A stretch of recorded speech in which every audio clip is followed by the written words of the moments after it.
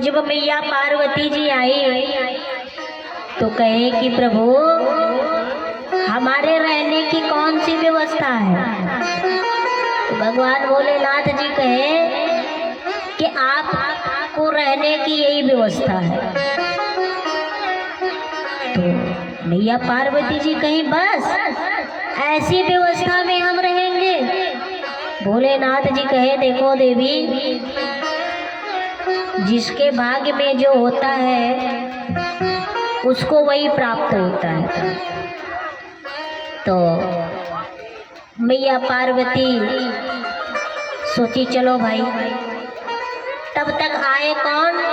नारद बाबा घूमते टहलते। तो मैया पार्वती जी से कहे कि देवी आप इसी व्यवस्था में रह रही हैं। आपके स्वामी देवों के देव महादेव हैं, जिसको जो इच्छा होती है सब लोग भोलेनाथ जी से मांग लेते हैं। पर आपने कुछ नहीं मांगा। आपको इसी खंजर व्यवस्था में रखे हैं भोलेनाथ जी। हमको तो लगता है देवी कि भोलेनाथ जी आपसे प्रेम नहीं करते। अब मैया पार्वती जी के दिमाग में ये बात घुस गई। अब नारद बाबा आग लगा के चल दिए। राधे। अब नारद बाबा गए, तब तक मार्ग में जो है भोलेनाथ जी आ रहे थे। तो नारद बाबा मिले, कहे देवी, जब नारद बाबा मिले भोलेनाथ जी से तो भोलेनाथ जी कहे,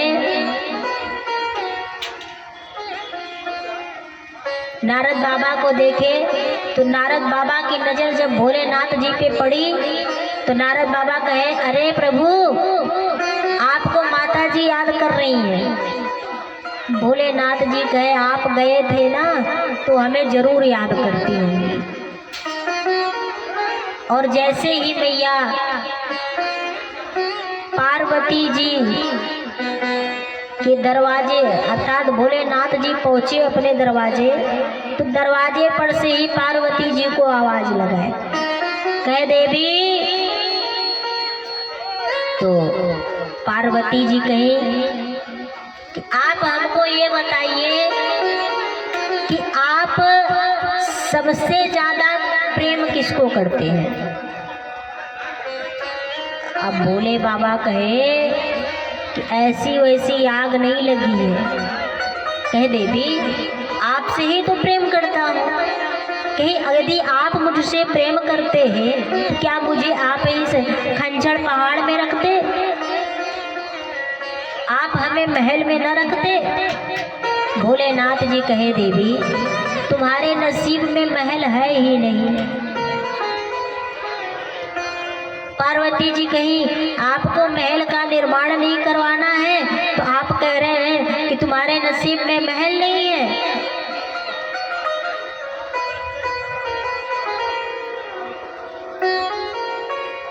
पार्वती जी लगी जिद करने, कह नहीं हमें भी एक महल का निर्माण करवाइए।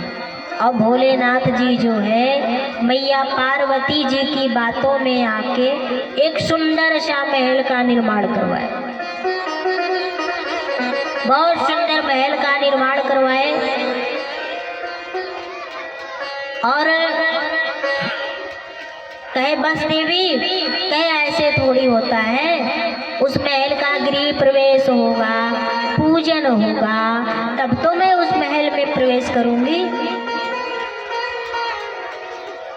भोलेनाथ जी कहे चलो ठीक है। और भोलेनाथ जी करते क्या हैं कि सभी आचार्यों को बुलवा के जो है उस महल का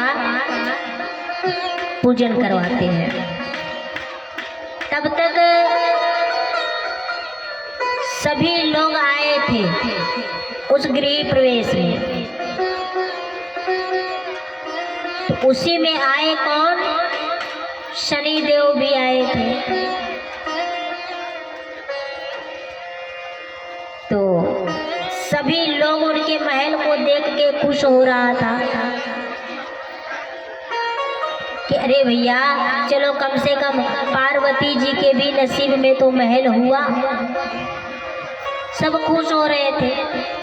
तब तक कोई नहीं देख रहा था। तो मैया पार्वती जी का घूमते टहलते दिमाग कहाँ गया? शनिदेव पे।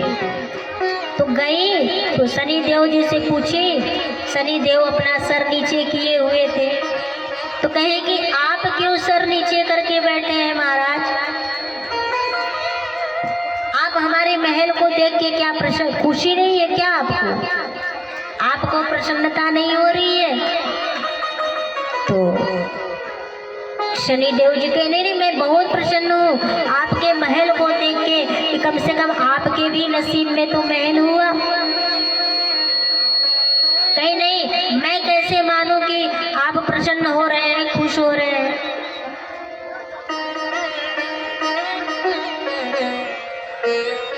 आप मेरे महल को एक बार देखिए। आप मेरे महल को एक बार देखिए, तब जाके हमें विश्वास होगा कि आप हमारे महल को देख के खुश हैं।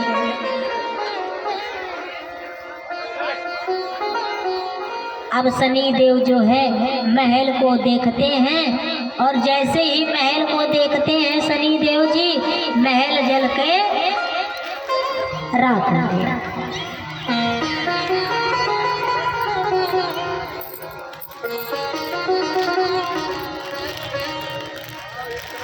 तो कहे भोलेनाथ जी लो मैया,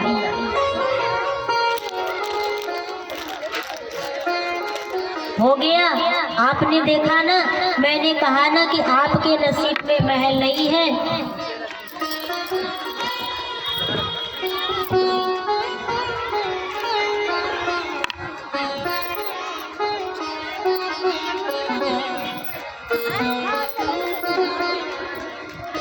आप सभी बारी बारी से आते रहें, एक एक करके आए।